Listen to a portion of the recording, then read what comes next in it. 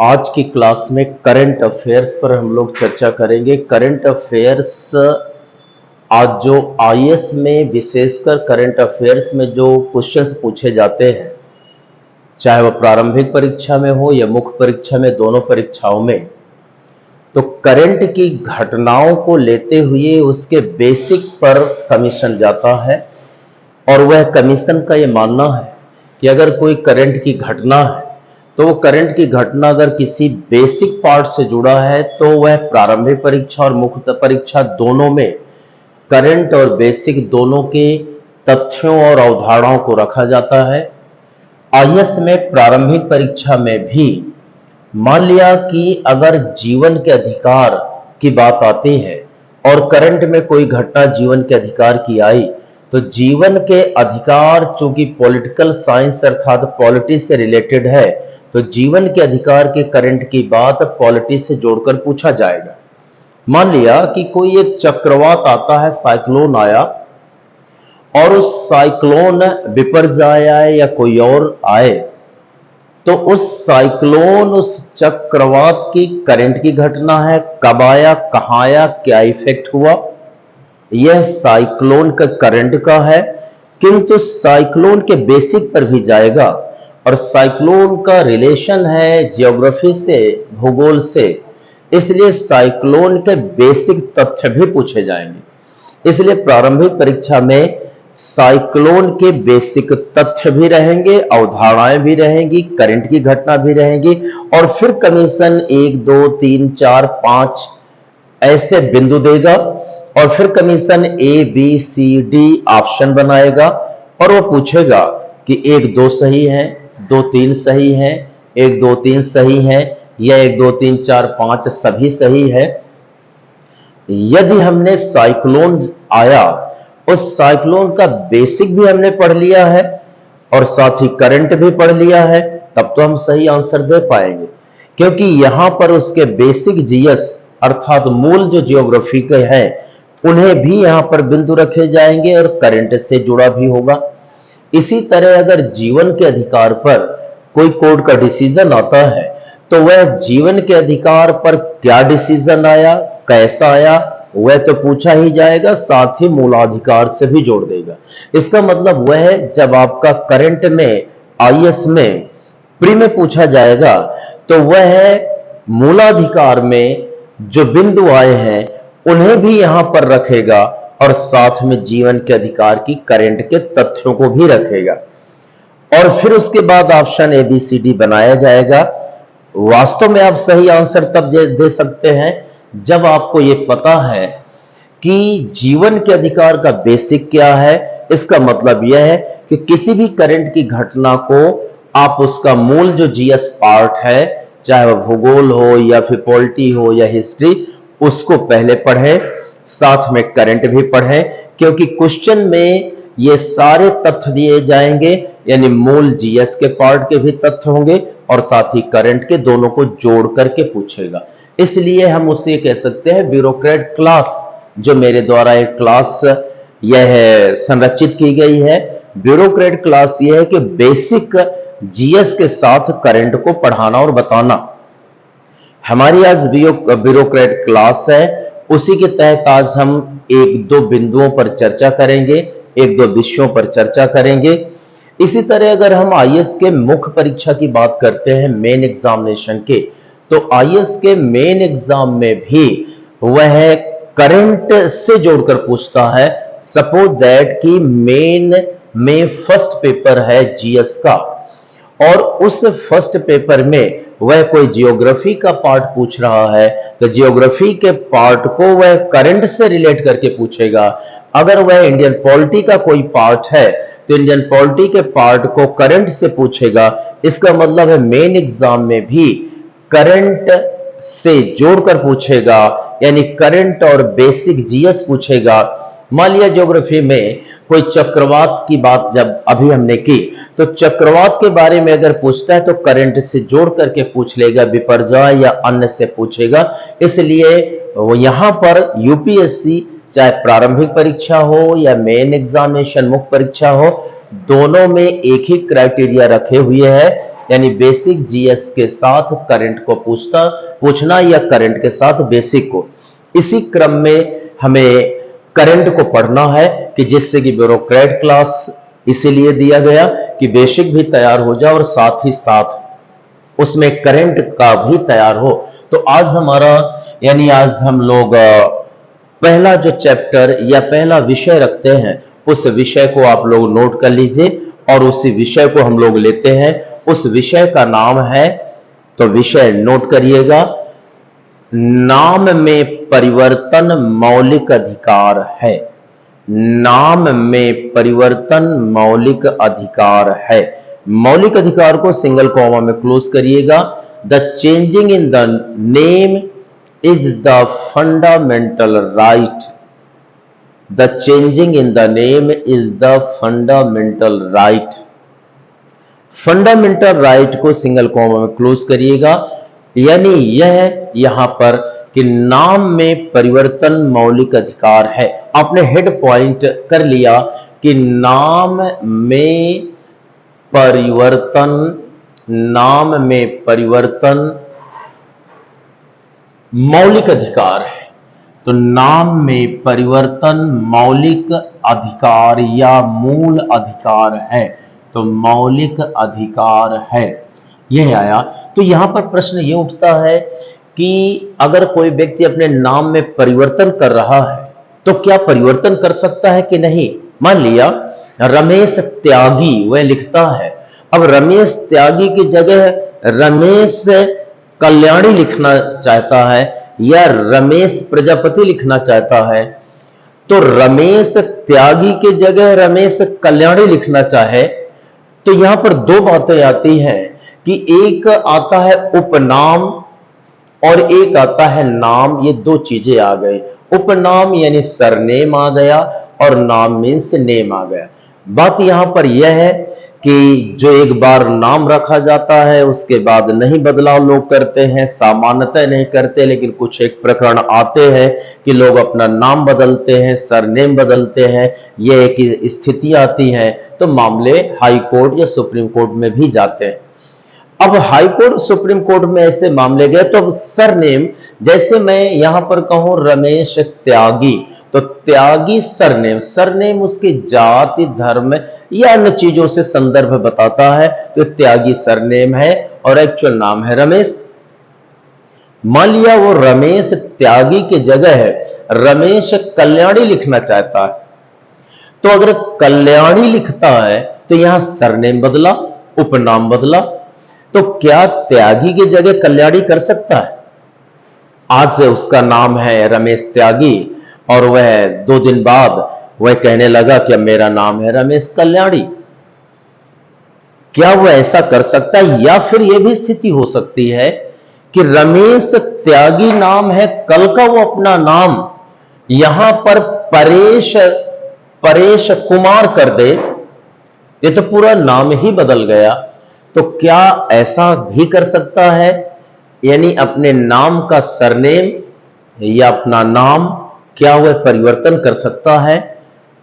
क्योंकि हमारे देश में परिवर्तन का दौर है, नई चीजें आ रही हैं, नई सोच है, नए दृष्टिकोण के लोग हैं, इसलिए कुछ बहुत विशिष्टताएं हमारे समाज में आ रही हैं। तो कुछ प्रकरण ऐसे ही आए भारत देश में, जिसमें से कुछ लोगों ने अपने सरनेम बदले, कुछ लोगों ने नाम बदले, लेकिन जब उन्होंने बदला और वो फिर जाकर सरकारी दस्तावेजों में भी नाम परिवर्तन का प्रार्थना पत्र देते हैं कि मेरा नाम अब रमेश त्यागी नहीं है, रमेश कल्याणी है, इसलिए मेरे सरकारी दस्तावेज, अब सरकारी दस्तावेज में आधार कार्ड हो सकता है, राशन कार्ड हो सकता है और निवास प्रमाण पत्र भी हो सकता है। अगर वह एक आवेदन देता है सरकारी विभाग में और वह ये कहता है कि मेरा नाम अब रमेश त्यागी की जगह रमेश कल्याणी कर दिया जाए, तो क्या सरकारी विभाग उसे रमेश कल्याणी कर देंगे। तो ऐसे ही प्रकरण गए तो उन प्रकरणों में सरकारी कार्यालयों ने मना कर दिया और सरकारी कार्यालयों ने कहा कि हम आपका सरनेम में बदलाव नहीं करेंगे, जो आपका पहले था वही रहेगा, अब हम सरकारी अन्य दस्तावेजों में नहीं करेंगे। बात यहां पर आती है कि अगर कोई व्यक्ति अपने हाई स्कूल या इंटरमीडिएट के प्रमाण पत्र में नाम का करेक्शन करता है। अब मान लिया कि उसका रमेश त्यागी लिखा था, लेकिन वो करेक्शन करवा लेता है हाई स्कूल और इंटरमीडिएट के प्रमाण पत्र में और अंक पत्र में रमेश कल्याणी। अगर उसने अब ये करा लिया तो निश्चित बात है कि यह तो जरूरी है कि एक व्यक्ति के नाम सरनाम के जितने डॉक्यूमेंट हैं उन सब में एक समान होना चाहिए। यदि एक व्यक्ति के प्रमाण पत्र हैं और विभिन्न प्रकार के दस्तावेज हैं सरकार द्वारा प्रदत्त किए जाते हैं, अगर उन दस्तावेजों में नाम अलग अलग होगा, सरनेम, तो कंफ्यूजन ये होगा कि शायद ये दो व्यक्ति हैं। मान लिया कि हाई स्कूल में अंक पत्र प्रमाण पत्र में रमेश त्यागी की जगह अब रमेश कल्याणी हो गया, लेकिन अब आधार कार्ड जो था तो रमेश त्यागी है, निवास प्रमाण पत्र है तो रमेश त्यागी है। तो बात आती है कि रमेश कल्याणी लिखा हुआ है और वहां रमेश त्यागी लिखा हुआ है। अगर ये दोनों चीज किसी व्यक्ति के सामने जाएं, हाई स्कूल का अंक पत्र प्रमाण पत्र और साथ ही साथ आधार कार्ड, तो कोई भी व्यक्ति ये समझेगा कि ये जो हाई स्कूल का अंक पत्र प्रमाण पत्र है ये रमेश कल्याणी का है और ये जो आधार कार्ड दिया गया है रमेश त्यागी का है, अर्थात ये दोनों व्यक्ति अलग अलग हैं। जब दोनों व्यक्ति ये अलग अलग है तो माना जाएगा कि हाई स्कूल का अंक पत्र प्रमाण पत्र दूसरे व्यक्ति का है, आधार कार्ड दूसरे का है। जबकि वही व्यक्ति पहले था तो रमेश त्यागी लिखता था, उसी का आधार कार्ड है, उसी का निवास प्रमाण पत्र है, लेकिन अब उसने हाई स्कूल में कर लिया है और वह आ गया रमेश कल्याणी। तो अगर ये भिन्न भिन्न नाम होंगे या भिन्न भिन्न सरनेम होंगे तो यह निश्चित बात है कि लोग यही समझेंगे कि ये अलग अलग व्यक्तियों के प्रमाण पत्र हैं और उनमें से कहीं ना कहीं संकट पैदा होगा और ये माना जाएगा, एक कंफ्यूजन की स्थिति आएगी। इसलिए इतना तो सुनिश्चित है कि एक व्यक्ति के प्रमाण पत्र और एक व्यक्ति के अन्य दस्तावेज, सभी दस्तावेजों में नाम के यानी सिमिलरिटी होनी चाहिए, एक जैसा ही होना चाहिए, तभी बेहतर रहेगा। यह कोर्ट भी मानता है और यह व्यवहारिक रूप से भी सत्य है। अब जब ये हो, लेकिन प्रश्न ये उठता है कि अगर एक व्यक्ति ने अपने हाई स्कूल और इंटरमीडिएट में उसने अपना सरनेम कल्याणी कर ही लिया, तो इसका मतलब यह है कि सभी दस्तावेज में एक ही नाम होना चाहिए। और अगर शासन ने, सरकार ने उसके हाई स्कूल इंटर में बदलाव कर दिया तो निश्चित बात है कि अब अन्य दस्तावेजों में भी बदलाव हो जाना चाहिए और वह एक एप्लीकेशन दे और हाई स्कूल इंटर के अंक पत्र लगाए, प्रमाण पत्र, और अगर वह आग्रह करता है, निवेदन करता है विभागों से कि मेरा नाम ये किया जाए, तो बदलाव करना चाहिए। अन्यथा कंफ्यूजन की स्थिति आएगी और अलग अलग व्यक्तियों के प्रमाण पत्र माने जाएंगे। तो मान लिया कि एक व्यक्ति ऐसा एप्लीकेशन देता है तो सरकारी विभाग कहते हैं कि हम आपके नाम में परिवर्तन दस्तावेजों में, आधार कार्ड आदि में नहीं करेंगे क्योंकि आपका पहले नाम ये था और हम नहीं करने वाले। ऐसा व्यक्ति जब हारेगा तो वह न्यायालय की शरण में जाएगा और न्यायालय से गुहार लगाएगा, न्यायालय के सामने अपनी आवाज रखेगा और वह ये कहेगा कि मैंने अपना सरनेम बदल दिया है, मेरे हाई स्कूल इंटर में सरनेम बदल चुका है और सरकारी विभाग अन्य दस्तावेजों में यानी आधार कार्ड या निवास प्रमाण पत्र आदि में ये सरनेम नहीं बदल रहे हैं और मुझे न्याय दिया जाए। अब बात यह आती है कि उसने सरनेम बदला क्यों? तो यह भी हो सकता है कि वो ये कह दे कि मैं रमेश त्यागी लिखता हूं तो मुझे समाज में इज्जत कम मिलती, सम्मान नहीं मिल रहा है, मुझे आलोचना का पात्र बनाया जाता है, यह कलंक है मेरे लिए और मैं जिंदगी भर, पूरे जीवन भर कलंक में जीऊं, सम्मान न मिले, अपमान का घूंट पीना पड़े, यह मेरे लिए उचित नहीं होगा। अतः मैं सम्मान से जीना चाहता हूं, मैं खुशी से जीना चाहता हूं, इज्जत के साथ। तो जो मेरा सरनेम मुझे इज्जत नहीं देता, सम्मान नहीं देता, तो उसको मैं क्यों अपने नाम के साथ लगाऊं? मैं उस सरनेम को लगाऊंगा जो इज्जत देगा, जो सम्मान देगा, और उसकी नजर में कल्याणी उसे इज्जत दे रहा है, सम्मान दे रहा है। तो इसलिए मैं अच्छी जिंदगी जी सकूं, मर मर के न जीऊं, अपितु जिंदा दिली से अपनी जिंदगी व्यतीत कर सकूं, सम्मान से, आत्मा मुझे बार बार धिक्कारे ना, आत्मा मुझे प्रसन्न हो जाए मेरी आत्मा, तो इसलिए मैं अच्छे से जिंदगी जीने के लिए, मेरा जीवन अच्छा हो जाए, इसलिए मैंने यह सरनेम बदला। अगर यह प्रश्न किसी व्यक्ति ने न्यायालय के सामने किया, तो न्यायालय का धर्म है, कर्म है कि वह उस बात को सुने, और न्यायालय सुनता भी है। न्यायालयों ने सुना भी, और न्यायालयों ने यह कहा कि बात सच है कि हर व्यक्ति को जीवन जीने का अधिकार है, इसलिए वह इज्जत के साथ जिए। मान लिया कि एक व्यक्ति ने कोई एक सरनेम लगाना शुरू किया, तो जब वह सरनेम लगा रहा है और वह अपनी जिंदगी जीना शुरू किया, तो परिणाम यह हुआ कि उसे बाद में समझ में आया कि यह सरनेम उसको इज्जत, सम्मान, मान मर्यादा नहीं देता, और उसने समझा कि अब शेष जिंदगी उसकी एक अच्छे ढंग से जी ले, तो उसने सरनेम बदल दिया। तो जिंदगी जीने का, वो भी अच्छी जिंदगी जीने का सभी को अधिकार है, और अगर अच्छी जिंदगी सरनेम बदलने पर है तो बदला जाना चाहिए।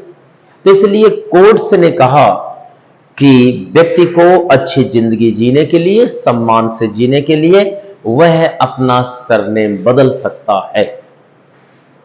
अगर वो बदल सकता है, तो फिर सरकारी विभागों को चाहिए कि उस सरनेम को उसके दस्तावेजों में वर्णित किया जाए, अंकित किया जाए, लेखन किया जाए वहां पर, तभी एक बेहतर रास्ता निकलेगा।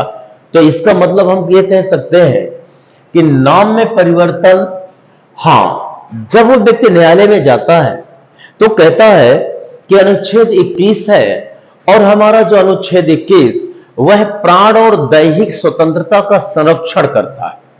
यानी जो आर्टिकल 21 है, तो वह protection of life and personal liberty.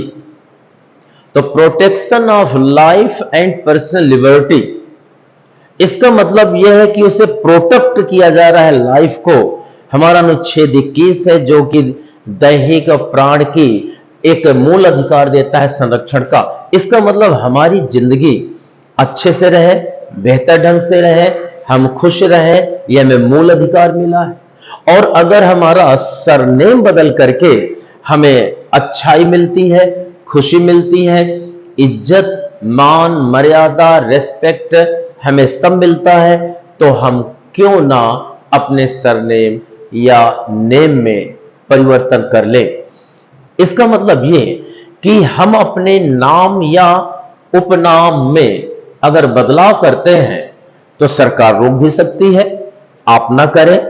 लेकिन अगर वो मूल अधिकार है, मूल अधिकार का मतलब हुआ कि हमें वह जरूर मिला है, किंतु नियमों के सापेक्ष मिला है, तो मौलिक अधिकार है तो हम बदल सकते हैं। प्रश्न यह उठा कि नाम या उपनाम में परिवर्तन करना क्या मौलिक अधिकार है कि नहीं। तो न्यायालय ने कहा कि हां, नाम में परिवर्तन करना मौलिक अधिकार है। यह बात अवश्य है कि हम वहां पर कुछ बहुत नियमों के तहत ऐसा मौलिक अधिकार पाते हैं, लेकिन मौलिक अधिकार है। अब मान लिया कि सिविल सर्विसेज आईएएस में अगर क्वेश्चन अब प्री मेन में पूछे जाते हैं कि क्या नाम या उपनाम में परिवर्तन करना मौलिक अधिकार है, तो अब आपको वहां पर अगर वो प्री में है तो यस लगाना है, मेन में है तो डिफाइन करना है कि हां वह मौलिक अधिकार है। अच्छा, बात ये आती है कि आज हम ये जाने कि नाम या उपनाम में परिवर्तन करना मौलिक अधिकार है, तो इसके पहले हम थोड़ा सा बेसिक पर चले। जैसा मैंने आपसे कहा कि मौलिक अधिकार है, ये तो करंट की बात है, लेकिन ये करंट की घटना अगर किसी हमारे जीएस के पार्ट से जुड़ी है, तो उस जीएस के पार्ट को पहले हम समझें, और जब जीएस के पार्ट को समझ लेंगे तब करंट से जोड़ दें, तो बेसिक प्लस करंट दोनों हो जाएगा।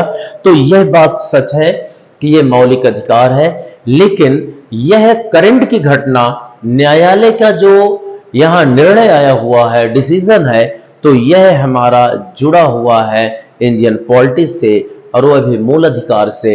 इसलिए हम लोग इसके पहले बेसिक पर चर्चा करेंगे, बेसिक के कुछ बिंदुओं को हम पढ़ेंगे और लिखेंगे भी, और उसके बाद फिर इसकी बात कर लेंगे। बात यहां पर इसकी क्यों आगे करेंगे, क्योंकि मूल अधिकार तो है, लेकिन यह भी कि कोर्ट ने डिसीजन दिया होगा कि मौलिक अधिकार है, तो कौन कौन से आर्टिकल या संविधान का कौन सा प्रोविजन है जो कि यह प्रावधान करता है कि वास्तव में यानी वह मौलिक अधिकार है। तो एग्जाम में यह पूछा जाएगा कि वो कौन से आर्टिकल्स हैं, कौन से प्रावधान हैं जो ये कहते हैं कि वास्तव में मौलिक अधिकार है। तो इन बातों को जानने के पहले हम थोड़ा सा बेसिक में चलें। इसलिए जो आज का हमारा टॉपिक है वह नाम में परिवर्तन मौलिक अधिकार है। तो इसे पूरा जानने के लिए हम इसे दो खंडों में बांट देंगे। नंबर वन हम ले लेंगे पृष्ठभूमि, और यानी बैकग्राउंड हम ले लेंगे। पृष्ठभूमि आया, बैकग्राउंड ले लेते हैं। इसमें से हम ये देखेंगे कि इस हमारे टॉपिक का बैकग्राउंड क्या है, अर्थात बेसिक क्या है। तो इस बैकग्राउंड में, इस पृष्ठभूमि में हम वो देखेंगे जो बेसिक पार्ट। फिर उसके बाद नंबर दूसरा ले लेंगे और दूसरे नंबर में लिखेंगे कि बिंदुवार विश्लेषण, यानी इस टॉपिक का बिंदुवार विश्लेषण। बिंदुवार विश्लेषण यानी पॉइंट वाइज एनालिसिस, किसमें क्या क्या आएगा। तो यहां पर ये देखते हैं हम लोग, पहले उठाते हैं इस टॉपिक को समझने के लिए फर्स्ट पॉइंट बैकग्राउंड, पृष्ठभूमि।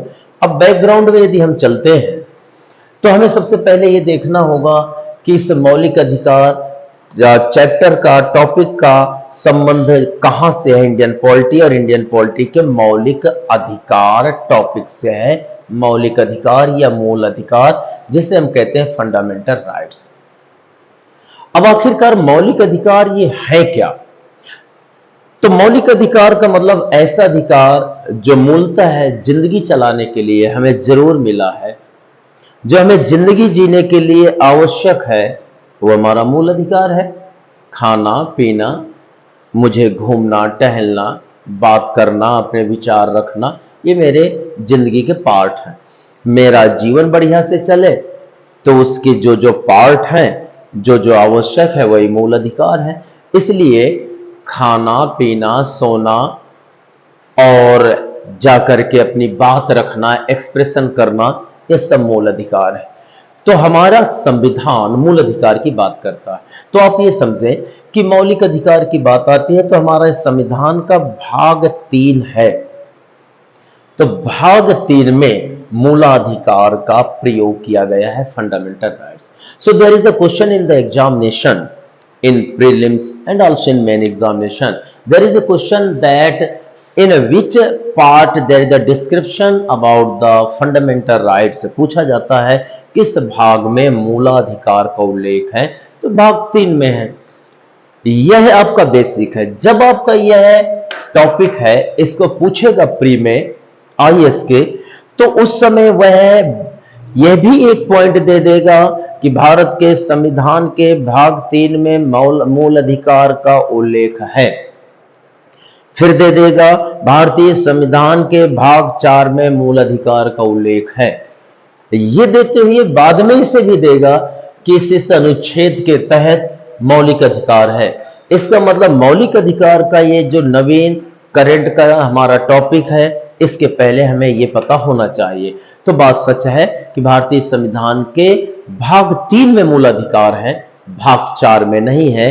तो इसे हमें जरूर ध्यान देना है, ये हमारा बेसिक है। और ये हमेशा के लिए आपको याद होना चाहिए कि भाग 3 में पार्ट 3 में there is the provision of the fundamental rights. तो पहली बात ये आ गई।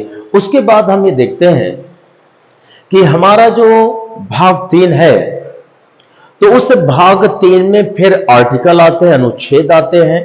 तो जो अनुच्छेद हमारा आर्टिकल 12 से लेकर के 35 तक, अनुच्छेद 12 से 35 तक इन मूलाधिकारों का उल्लेख है। There is the mentioning and description of the fundamental rights from article 12 to 35। तो 12 से 35 तक इसका प्रयोग किया गया है।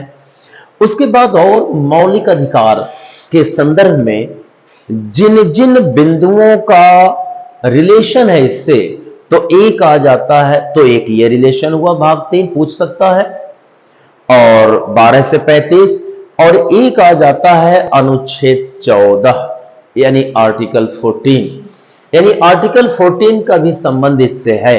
इसका मतलब इस करंट के टॉपिक में जो भी बेसिक पूछ सकता है उसे हमें पढ़ना है, तैयार करना है। अभी मैं सीक्वेंस में आपको लिखा भी दूंगा क्रमागत रूप में कि क्या क्या चीजें कैसे लिखना है। तो अनुच्छेद 14 आता है, यानी आर्टिकल 14 आया।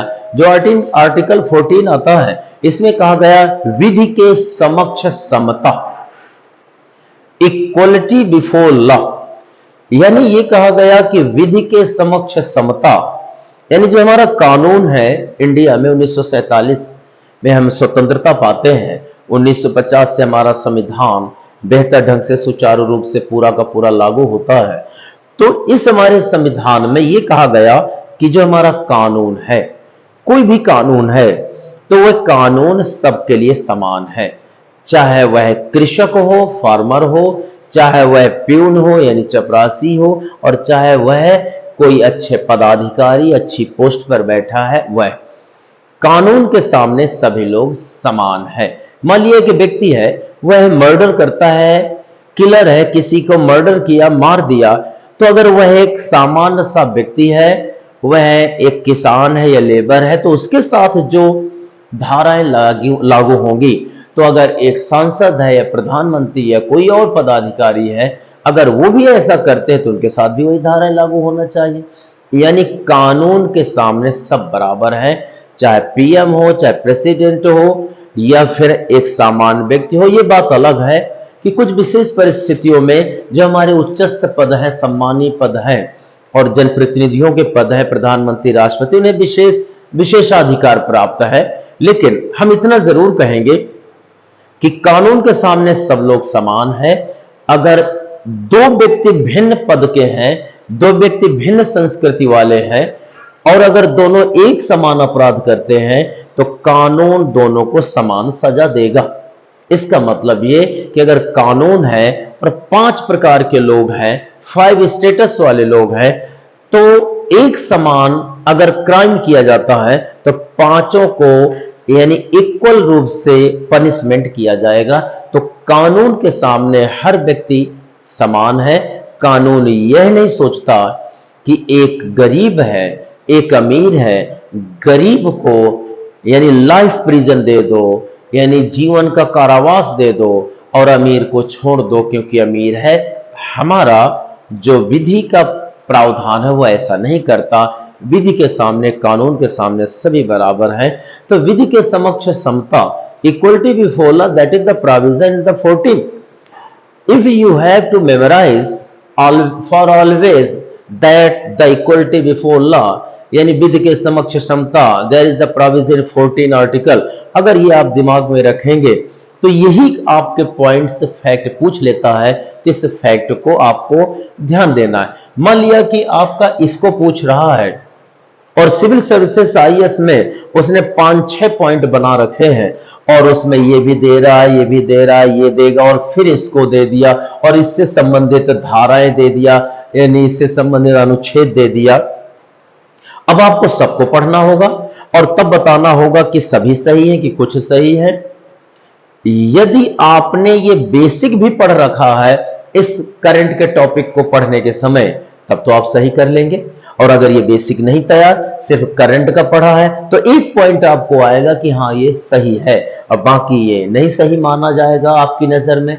इसलिए जब भी कोई करंट का टॉपिक पढ़ें, अगर उसका रिलेशन किसी ज्योग्राफी, पॉलिटी, हिस्ट्री आदि के बेसिक जीएस से है तो उससे वहां रिलेट करके पढ़ें, क्योंकि सिविल सर्विसेज का जो अप्रोच है वह प्री और मेन में यही अप्रोच है, इसी आधार से पूछा जाता है।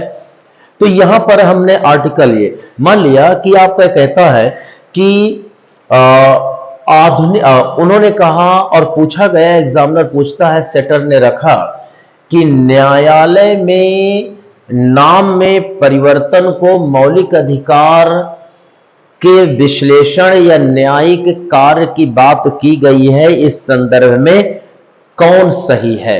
अब 5 पॉइंट दे दिया, और ये भी सब देते हुए, और बाद में देगा आपका ये।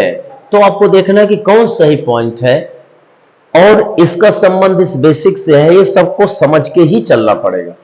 इसका मतलब ये कि अनुच्छेद 14 भी इससे रिलेट कर रहा है। अब मैं आता हूं और चौथे नंबर में ले, हम आर्टिकल 19 लेते हैं, यानी अनुच्छेद 19 ले। अनुच्छेद 19 दो बातें करता है और दो का प्रावधान करता है, और वही कहता है कि वाक स्वतंत्रता से संबंधित अधिकार की बात करता है। यानी कहा जाए कि हम स्पीच दे दें, एक्सप्रेशन कर दें, क्या हमें स्पीच देने का, क्या एक्सप्रेशन करने का, यानी अपनी बात रखने का अधिकार है कि नहीं? तो 19 कहता है कि हां, अधिकार है। और 19 फिर 1, 2, 3, 4 आदि पार्ट्स में बटा है।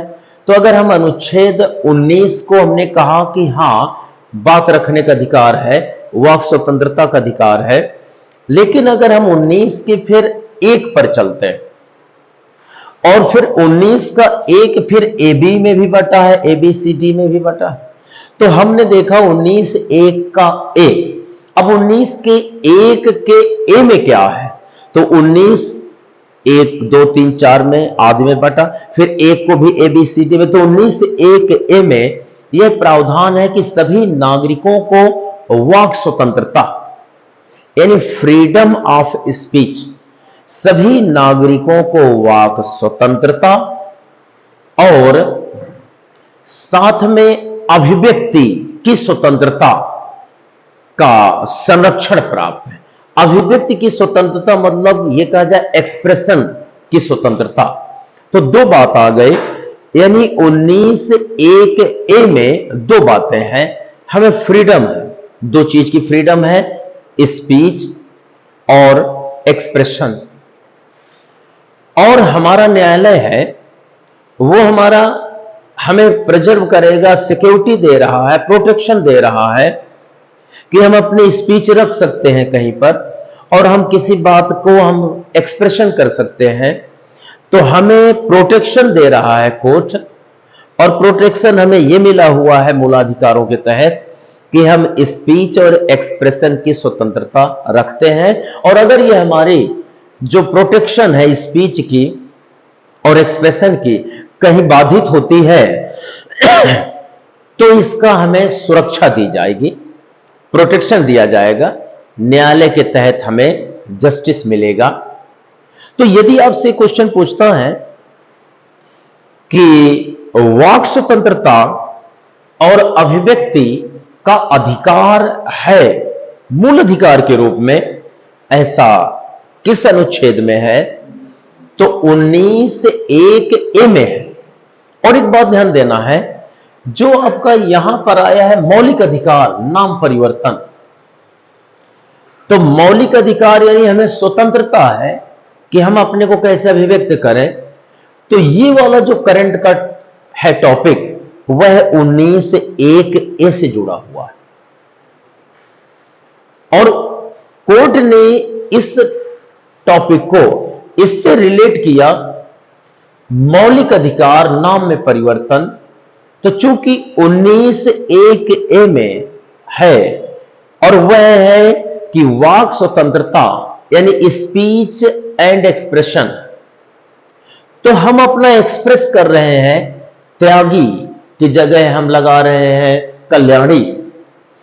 तो न्यायालय ने जब यह परखने का काम किया कि मौलिक अधिकार क्या है, नाम परिवर्तन करना या नाम उपनाम में परिवर्तन करें तो मौलिक अधिकार है कि नहीं, तो कोर्ट ने झांकने का प्रयास किया। तो कोर्ट ने पाया कि अनुच्छेद 19 एक ए के तहत ऐसा अधिकार है। इसलिए कोर्ट ने जो मौलिक अधिकार माना है नाम में परिवर्तन, तो एक बेस लिया है उन्होंने 19 एक ए का, दूसरा बेस उन्होंने लिया है आर्टिकल 14 का, अनुच्छेद 14 का, एक तीसरा बात है और इसमें हम लेते हैं अनुच्छेद 21। अनुच्छेद 21 हमारा आया यानी आर्टिकल 21। अब आर्टिकल 21 में क्या है कि protection of life and personal liberty, यानी प्राण एवं दैहिक स्वतंत्रता का संरक्षण। तो मतलब यह है कि हमारा लाइफ यानी मैं हूं तो मेरी जिंदगी चलती रहे, मैं सांस लेता रहूं, अगर मुझे अधिकार है कि मुझे कोई ना मारे और मैं सांस लेता रहूं, तो मैं कहूंगा कि लाइफ का प्रोटेक्शन है, ये मेरा मूल अधिकार है। कोई जबरन नहीं कह सकता है कि नहीं, मरना ही पड़ेगा। और दैहिक स्वतंत्रता यानी पर्सनल लिबर्टी, मेरा आज मन है कि मैं इस मंच में अपना ब्यूरोक्रेटिक क्लास दूं परमार आईएएस यूट्यूब के चैनल में। और ये सिविल सर्विसेज के लिए मेरे द्वारा एक विशेष अभियान चलाया गया कि ब्यूरोक्रेट क्लास देना है, और वह भी यूपीएससी लेवल का, आईएएस का, प्री और मेन दोनों के लिए, और वो भी कई कई वर्षों के प्रशासनिक अनुभव के बाद मैं ये सोचूं कि मैं मंच में जाऊं और आज मैं ऐसा बच्चों के सामने ज्ञान की बात करूं और कुछ विश्लेषण करूं। तो ये मेरे शरीर की व्यक्तिगत स्वतंत्रता थी, तो मैं यहां पर खड़ा हूं और अपनी बात रख रहा हूं। इस क्लास के समाप्त होते ही मुझे अगर लगता है कि मैं आज दूसरे शहर जाऊं और वहां पर मैं किसी पिकनिक में शामिल हूं, तो कोई जबरन नहीं कह सकता है कि नहीं जाना है। मैं अपने शरीर को उठाकर वहां ले जा सकता हूं। मुझे ये नहीं कोई कह सकता है कि मैं इसी कमरे में ही सराउंडेड रहूं, बंधा रहूं, जब तक मैंने कोई क्राइम नहीं किया है। तो मुझे यहां पर कोई बंधन में रखे ना, मैं अपने शरीर को नियमों के अनुकूल स्वतंत्रता पूर्वक कहीं भी ले जा सकता हूं, यानी मैं घूम सकता हूं। तो जब मैं अपने शारीरिक रूप से, फिजिकली अगर मैं स्वतंत्र हूं आने जाने का, तो यह मेरा कहा जाएगा पर्सनल लिबर्टी है, यह दैहिक स्वतंत्रता है। और मैं कहीं भी रहूं, मुझे कोई न मारे, तो मेरे लाइफ का है, यानी लाइफ सुरक्षित रहे। तो life means I have to breathe. If I have the right to breathe, so that is the protection of life. And if I have to go anywhere with freedom, it means I have the personal liberty. तो मेरे पास मेरे प्राण रखने का भी अधिकार है और मेरे दैहिक स्वतंत्रता का भी अधिकार है।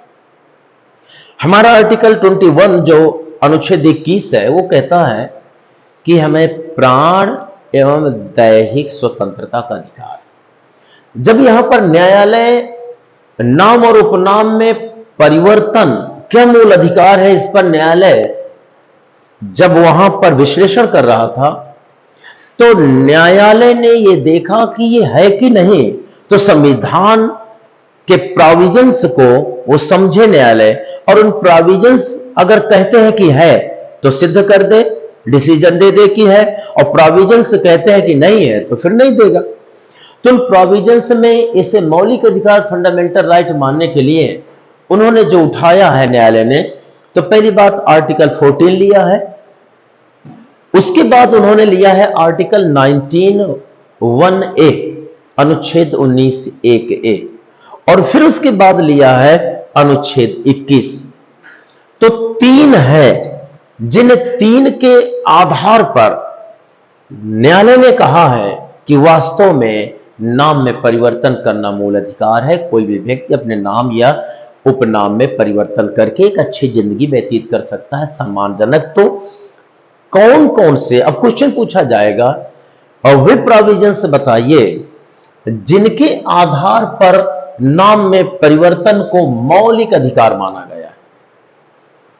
अब मान लिया कि यहां प्रोविजन लिखा हुआ है, अनुच्छेद 14 लिखा हुआ है, उसके बाद नंबर दूसरा आ गया और लिखा है अनुच्छेद 19(1)(a) लिखा हुआ है, और उसके बाद नंबर तीसरा आ गया और यहां पर लिखा है अनुच्छेद 21 लिखा है, और नंबर चौथा आ गया, और इसमें से लिख दिया कि अनुच्छेद 18 लिख दिया, और पांचवा आ गया अनुच्छेद 22 लिख दिया।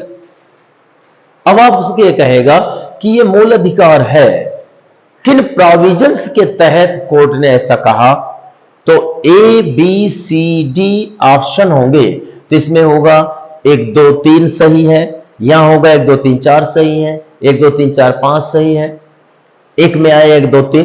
तो अब हमें देखना है, तो हमें यह पता है कि मूल अधिकार कहा गया है इन 3 पर, तो जिस ऑप्शन में 1, 2, 3 है वही हमारा सही ऑप्शन होगा।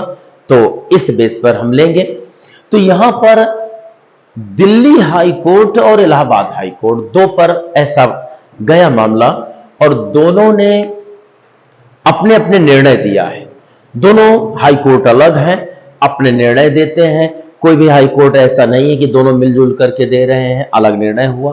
लेकिन दोनों अलग निर्णय के आधार पर यह सिद्ध है और यह न्यायालय की अनुमति है कि नाम में परिवर्तन करना मौलिक अधिकार है।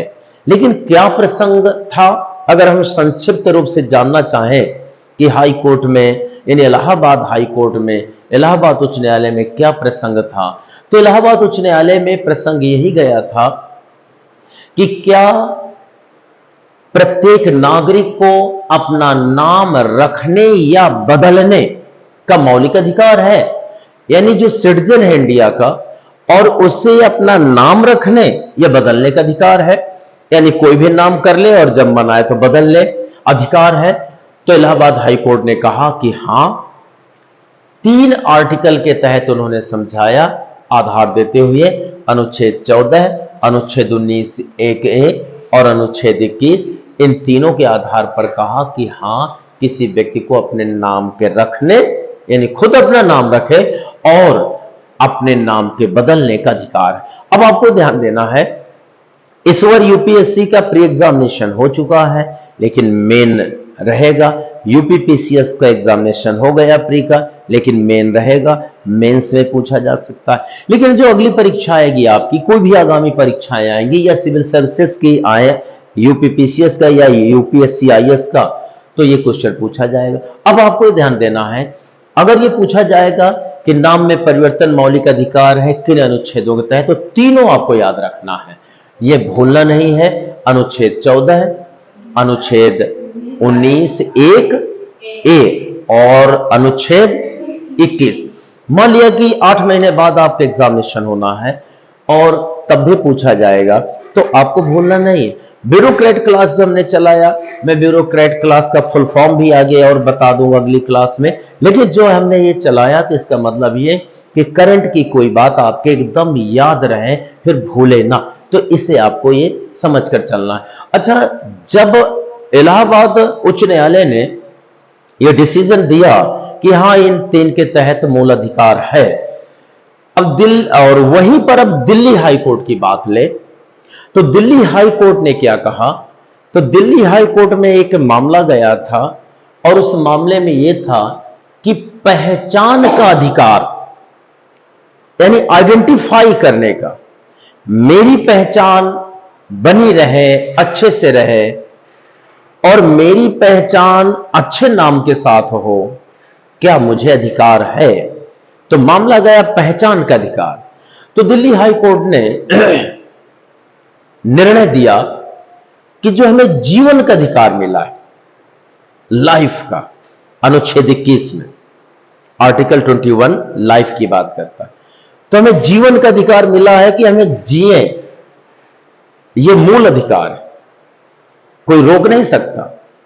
यह बात अलग है, कोई आकर मर्डर कर दे, वो एक क्राइम है, लेकिन कोई ये कहे कि नहीं जीना है आपको, ये गलत है। अगर कोई ऐसा कहता है तो उसके अगेंस्ट एक्शन लिया जाएगा। हां, मुझे जीने का अधिकार है, तो जीवन का अधिकार अनुच्छेद 21 में है। कई बार क्वेश्चन पूछता है कि जीवन का अधिकार यानी राइट ऑफ लाइफ किस आर्टिकल में है, तो there is the provision in article 21 life and personal liberty. तो जब जीवन का अधिकार 21 में है, तो दिल्ली हाई कोर्ट ने कहा कि जीवन का अधिकार, ध्यान दीजिएगा कि मुझे जीवन जीना है, this is right in article 21। लेकिन जीवन जीना है तो खुशी से जीना है, इज्जत के साथ जीना है। जीवन जीने का मतलब यह नहीं कि रो रो के जिए, अपमान से जिए ना। तो हमारा जो कॉन्स्टिट्यूशन कहता है कि जीवन का अधिकार है, लेकिन सम्मानजनक है, अपमानजनक नहीं। तो अगर मैं कोई पहचान रखता हूं नाम की और मुझे अपमान मिलता है, तो यह जिंदगी तो अच्छी नहीं है, क्योंकि सम्मान से जिंदगी जीने का अधिकार है 21 में। तो अगर कोई सरनेम या नाम मुझे सम्मानजनक जिंदगी नहीं दे रहा, और जबकि मुझे सम्मानजनक जिंदगी जीने का अधिकार है, तो निसंदेह मैं फिर अपने नाम या सरनाम को बदलूंगा। और अगर मैंने बदल दिया तो अब मुझे सम्मानजनक जिंदगी मिल गई, तो ये मेरा अधिकार था। अच्छा, मेरी पहचान मान लिया पहले त्यागी के रूप में है और फिर कल्याणी के रूप में है। त्यागी में नहीं सम्मान मिलता, कल्याणी में मिल रहा है, तो कल्याणी लगाऊं। इसका मतलब किसी भी व्यक्ति को अपनी पहचान, नाम की पहचान रखे, लेकिन नाम की पहचान अगर इज्जतदार है तो बढ़िया जीवन है, और अगर नाम की पहचान असम्मान पूर्वक है तो बदल दे। इसलिए दिल्ली हाई कोर्ट ने कहा कि पहचान का अधिकार, द राइट ऑफ आइडेंटिफाई, पहचान का अधिकार जीवन के अधिकार में शामिल है। जीवन का अधिकार कहता है सम्मानजनक रूप से जियो। तो जब मेरी पहचान अच्छी होगी तभी सम्मान मिलेगा। इसलिए पहचान का अधिकार क्या मूल अधिकार है? अगर प्रश्न कहा जाए तो पहचान का अधिकार जीवन के अधिकार में शामिल है। और जीवन का अधिकार जो मुझे मिला है, लाइफ का राइट है, यह है आर्टिकल 21 देता है। मुझसे सामान्य परिस्थिति में कोई नहीं छीन सकता है, विधि के द्वारा छीना जा सकता है, लेकिन वह विधि कहेगी तब। तो मुझे जीवन का अधिकार मिला है, 21 के तहत मिला है, लेकिन अब बात यहां पर यह आती है, क्या पहचान का अधिकार भी उसी में शामिल है? तो है। जिस प्रकार से जीवन के अधिकार को छीन नहीं सकते, तो पहचान के अधिकार को हम छीन नहीं सकते। पहचान का अधिकार वह उसी में शामिल है, जीवन के अधिकार में, जैसे कि दूध में पानी शामिल हो गया है। तो पानी एक पहचान का अधिकार है और दूध एक जीवन का अधिकार है। वह शामिल है तो शामिल है। इसलिए पहचान का अधिकार जीवन के अधिकार के अंतर्गत आता है। इसलिए अगर कोई आपसे क्वेश्चन पूछे कि पहचान का अधिकार, एक नया डिस्कशन शुरू हुआ है, न्यू डिसीजन आया है, तो ये पहचान का अधिकार किस आर्टिकल में है? तो 21 में है, क्योंकि ये न्यायालय ने कह दिया कि पहचान का अधिकार जीवन के अधिकार में शामिल है, और जीवन का अधिकार 21 में है, इसलिए पहचान का अधिकार हमारे अनुच्छेद 21 में शामिल है। और यहां तक है कि अभिन्न अंग है। पहचान का अधिकार हमारे जीवन के अधिकार का अभिन्न अंग है, यानी पहचान का अधिकार हम किसी भी व्यक्ति के जीवन से छीन नहीं सकते, वो रहेगा ही। तो जब पहचान का अधिकार हमारे जीवन में शामिल है, तो हम पहचान फिर ऐसी बनाए कि सम्मानजनक हो। और जब पहचान का अधिकार है जीवन में शामिल है, और जीवन का मतलब अच्छा जीवन, और जब यही शामिल है, तो निश्चित बात यह है कि हम अपने नाम में परिवर्तन कर सकते हैं। तो अगर यह क्वेश्चन आपसे पूछा जाता है कि पहचान का अधिकार किस अनुच्छेद के अंतर्गत आता है? 21 के तहत। और यह भी आपका अगर क्वेश्चन है कि जीवन का अधिकार मिला है प्रत्येक नागरिक को, 21 में मिला है। अगर यहां पर यह बात आए कि दिल्ली हाई कोर्ट ने किस विषय पर अपना निर्णय दिया है, तो दिल्ली हाई कोर्ट ने पहचान के अधिकार को जीवन के अधिकार का अभिन्न अंग माना है, नॉन सेपरेबल वह पार्ट माना है, सेपरेट हम नहीं कर सकते, यह माना है। तो आपने इलाहाबाद हाई कोर्ट का देखा, तो इलाहाबाद हाई कोर्ट ने अनुच्छेद 14, अनुच्छेद 19(1)(a) और अनुच्छेद 21(3) के तहत इलाहाबाद हाई कोर्ट ने कहा है कि नाम या उपनाम में हम परिवर्तन कर सकते हैं। इसी में दूसरे एक विवाद में, दूसरे केस में दिल्ली हाई कोर्ट कहता है कि पहचान का अधिकार जीवन के अधिकार में शामिल है। आज हम जो चर्चा कर रहे हैं कि ये, तो हम दो कोर्ट को रेफरेंस लेकर फाइनल डिसीजन लेना चाहते हैं कि क्या है। इसी तरह अब यहां पर यह आया कि दिल्ली उच्च न्यायालय ने और यह भी कहा है, उसने कहा कि व्यक्ति को एक ऐसी पहचान प्राप्त करने का पूरा अधिकार है जो उसे संगठन में एक सम्मानजनक पहचान प्रदान करे। तो मतलब हमें ऐसी पहचान प्राप्त करने का अधिकार है कि सम्मान मिल सके। और अगर मुझे त्यागी में नहीं मिलता है तो मैं कल्याणी लगाऊंगा। प्रकरण गया था मोची और नायक पर। एक व्यक्ति के सरनेम लगा था मोची, तो उस व्यक्ति ने देखा कि उसके बच्चे जब बड़े हो रहे हैं तो मोची सरनेम के कारण उन्हें अपमान झेलना पड़ रहा है, पहचान अच्छी नहीं हो रही, असम्मानजनक है।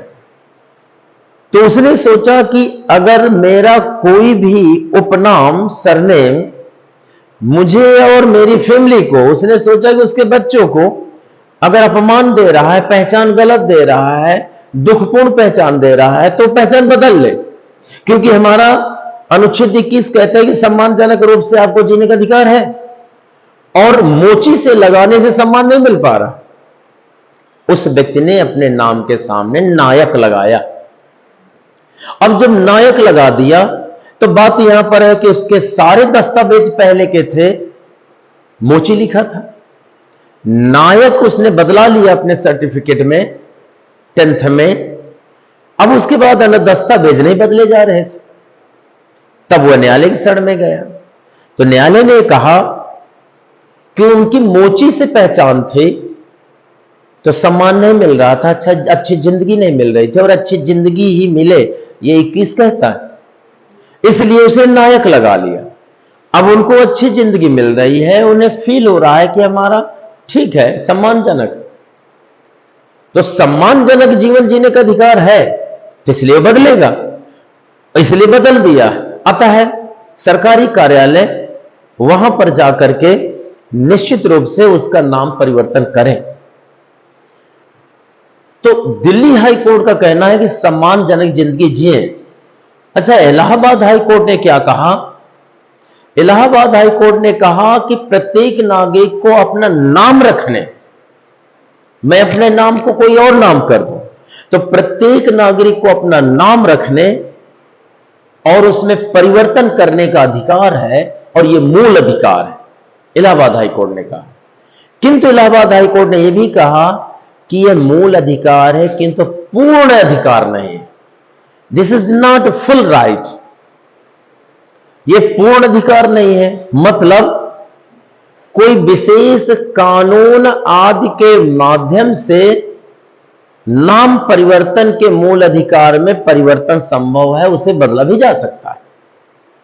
पूर्ण अधिकार का मतलब जो आज है हमेशा रहेगा, सरकार कितना भी कानून बना दे वो हम पर लागू नहीं होगी। और पूर्ण अधिकार नहीं है तो मतलब कानून जब तक कहता है तब तक है, अगर कानून कुछ इसके विरुद्ध बन जाएगा तो हमें उसे मानना पड़ेगा।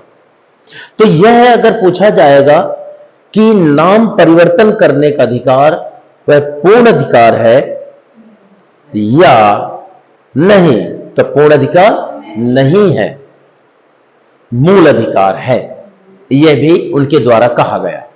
अब हम लोग इस पर जैसे विश्लेषण कर चुके, मैं आज इस क्लास में चाहूंगा कि जो ये टॉपिक है, इस टॉपिक में पहले हम पृष्ठभूमि पर लिख लें और फिर इस टॉपिक का बिंदुवार पॉइंट वाइज विश्लेषण कर लें।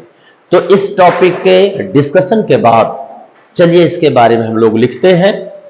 और आपने टॉपिक का नाम लिख रखा है, नाम में परिवर्तन मौलिक अधिकार है, ये आपने लिख रखा, अंडरलाइन कर दीजिए या बॉक्स में बंद कर दें।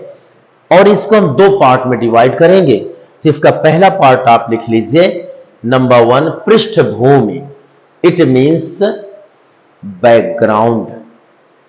बैकग्राउंड आया, और इस पृष्ठभूमि में यह बैकग्राउंड, इसे हम ऐसे ले लेंगे, बैकग्राउंड आया, यह पृष्ठभूमि।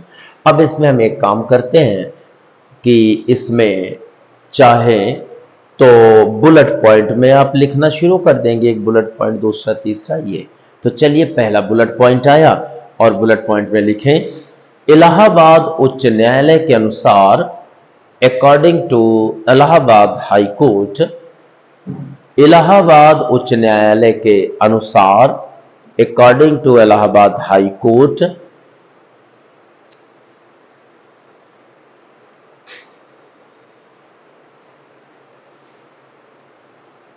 इस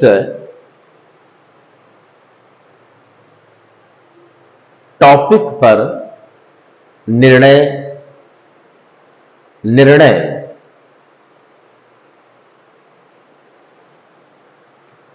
दिया गया है, निर्णय दिया गया है। दूसरा बुलेट लिख लेंगे,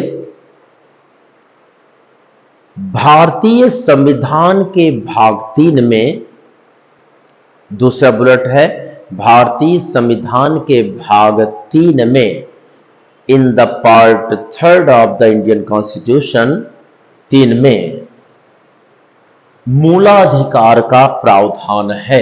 there is the provision of fundamental rights.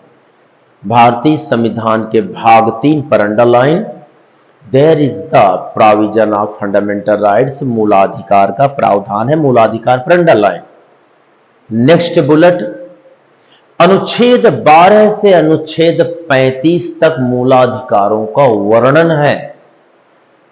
There is the description of fundamental rights from article 12 to article 35।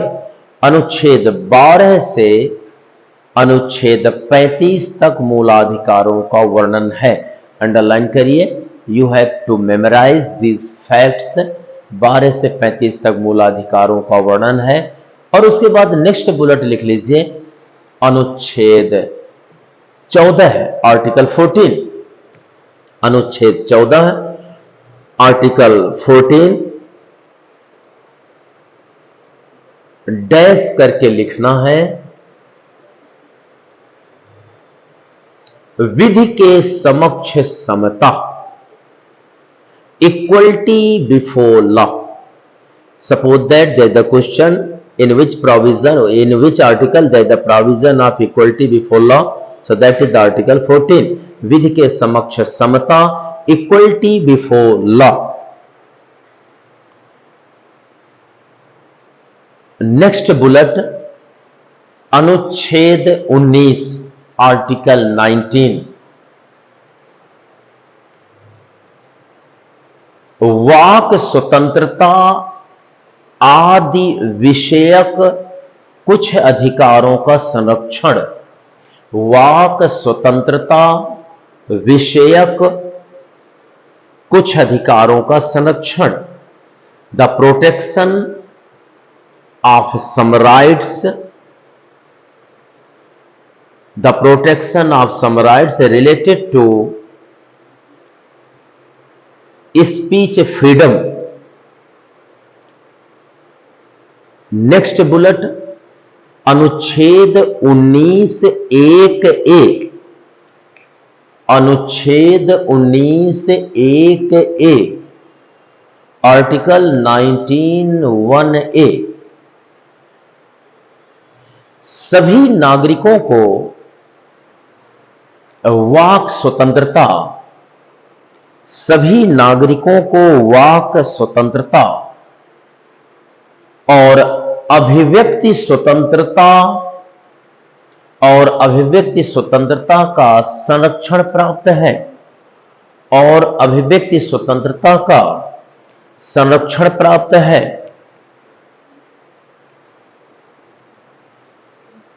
There is the speech freedom and expression freedom to all citizens। सभी नागरिकों को वाक स्वतंत्रता, अंडरलाइन वाक स्वतंत्रता, और अभिव्यक्ति स्वतंत्रता पर अंडरलाइन का संरक्षण प्राप्त है। It means speech freedom and expression freedom. Then next bullet point, अनुच्छेद 21 article 21। Next bullet point, article 21, प्राण और दैहिक स्वतंत्रता का संरक्षण, प्राण और दैहिक स्वतंत्रता का संरक्षण, protection of life and personal liberty, protection of life and personal liberty, personal liberty. ये तो आपका पृष्ठभूमि नंबर 1 रहा। अब सेकंड हेड पॉइंट डाल लीजिए। सेकंड हेड पॉइंट में लिखेंगे बिंदुवार विश्लेषण। अब किसका विश्लेषण है? जो टॉपिक है हमारा बिंदुवार विश्लेषण, पॉइंट वाइज एनालिसिस विश्लेषण, और इसे आप बॉक्स में बंद कर दें। अब इसमें से बुलेट पॉइंट में हम लोग लिखते हैं क्या है, कैसे है, और तब फाइनल प्रूव हो जाएगा कि नाम में परिवर्तन एक मौलिक अधिकार है। बिंदुवार विश्लेषण में लिखें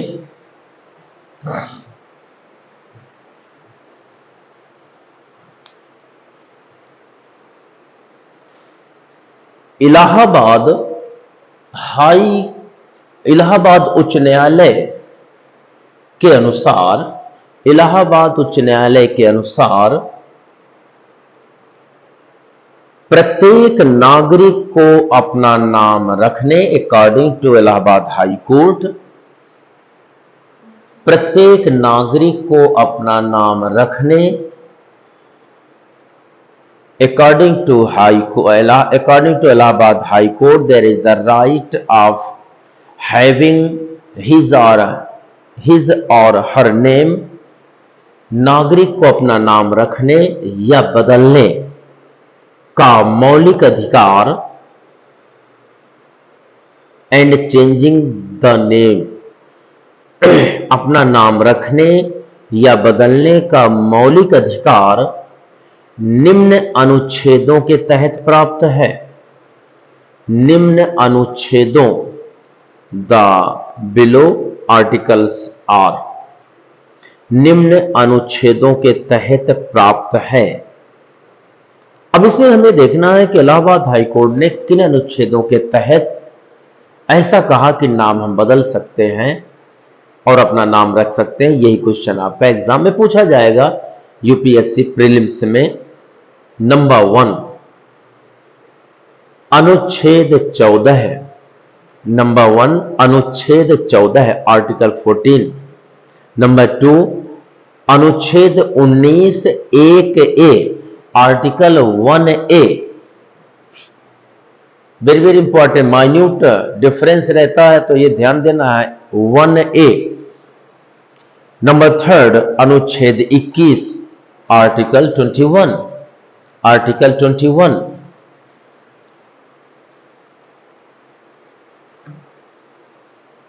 इस डिसीजन, ये जो कहा गया हाई कोर्ट द्वारा, तब इसमें नोट लिख लीजिए, नोट लिखना है। इलाहाबाद उच्च न्यायालय ने कहा कि, इलाहाबाद उच्च न्यायालय ने कहा कि, told that, Allahabad high court told that, कहा कि प्रत्येक नागरिक को अपना नाम रखने, प्रत्येक नागरिक को अपना नाम रखने या बदलने का मूल अधिकार है। नाम रखने या बदलने का मूल अधिकार है, यानी having the name and changing the name, that is the fundamental right. तो कहा कि प्रत्येक नागरिक को अपना नाम रखने या बदलने का मूल अधिकार है, किंतु यह पूर्ण अधिकार नहीं है। But this is not the full right और द टोटल राइट, किंतु यह पूर्ण अधिकार नहीं है। यह विभिन्न उचित प्रतिबंधों के अधीन है। This is in the custody of the different proper obstacles, prohibitions, किंतु यह पूर्ण अधिकार नहीं है तथा विभिन्न उचित प्रतिबंधों के अधीन है। विभिन्न उचित प्रतिबंधों के अधीन है। This is in custody of other different proper prohibitions, other different proper prohibitions. अब उसके बाद नया बुलेट लगाएं, नया बुलेट। दिल्ली उच्च न्यायालय के अनुसार, according to Delhi high court, Delhi उच्च न्यायालय के अनुसार पहचान का अधिकार, पहचान के अधिकार को सिंगल कॉमा में क्लोज, पहचान का अधिकार द राइट ऑफ आइडेंटिफिकेशन, पहचान का अधिकार अनुच्छेद 21 के तहत, इन आर्टिकल 21 अनुच्छेद 21 के तहत जीवन के अधिकार का, अनुच्छेद 21 के तहत जीवन के अधिकार का अभिन्न अंग है, अभिन्न अंग है, जीवन के अधिकार का अभिन्न अंग है।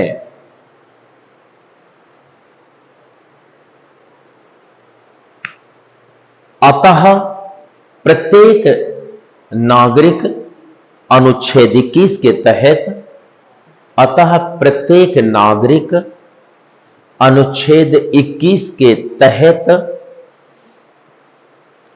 जीवन के अधिकार के अंतर्गत, अनुच्छेद 21 के तहत जीवन के अधिकार के अंतर्गत, जीवन के अधिकार के अंतर्गत अपने नाम या उपनाम बदलने का, अपने नाम या उपनाम बदलने का मूल अधिकार रखता है, नाम या उपनाम बदलने का मूल अधिकार रखता है।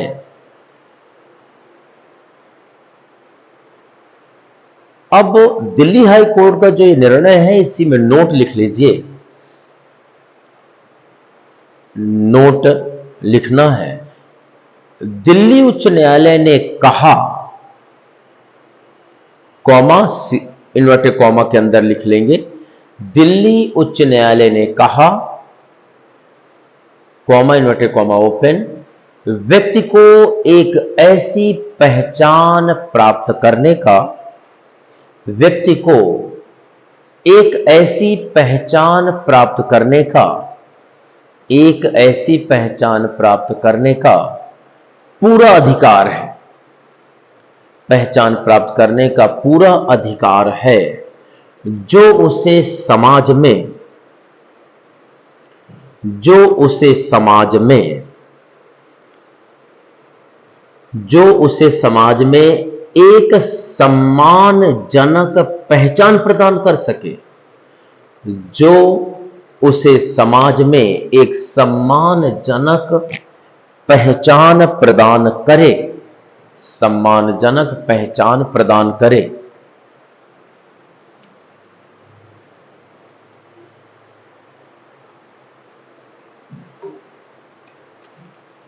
पैराग्राफ चेंज कर लेंगे, लास्ट पैराग्राफ।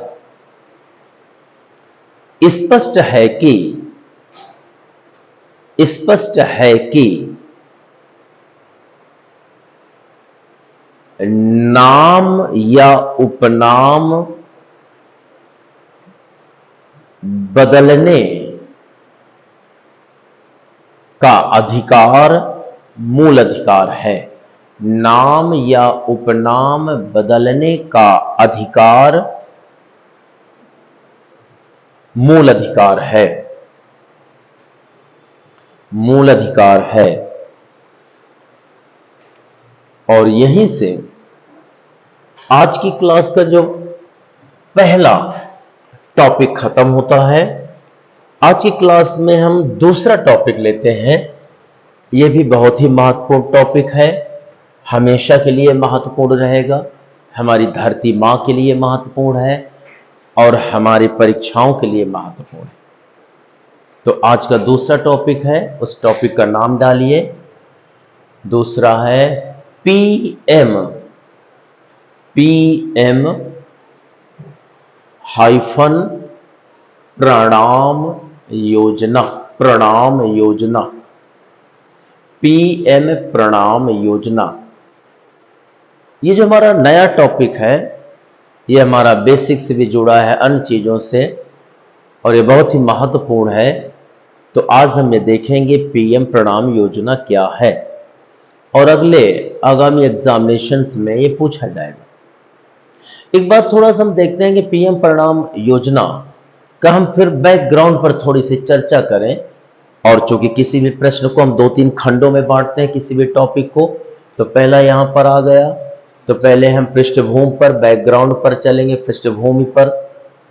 और जब पृष्ठभूमि पर चलेंगे तो यहां पर हम ये बैकग्राउंड देखेंगे कि ये आखिरकार क्यों आया, क्या है बेस। तो देखिए यहां पर कि पीएम परिणाम योजना है, इसके बैकग्राउंड पर ये देखें कि हमारी जो कृषि प्रणाली है, ये पीएम परिणाम योजना का संबंध कृषि प्रणाली से है। आगे चल के और समझेंगे हमारी जो कृषि प्रणाली है। तो आज हम कृषि में पैदावार करना चाहते हैं, लेकिन पैदावार के लिए हमने ये प्रयास किया कि हम रासायनिक उर्वरक डालते हैं, केमिकल फर्टिलाइजर्स डालते हैं। आज हमारे पूरे भारत देश में, हालांकि वैश्विक समस्या है, लेकिन पूरे भारत देश में हम रासायनिक उर्वरक डालते हैं, रासायनिक खाद डालते हैं, डीएपी है, यूरिया है, पोटास आदि।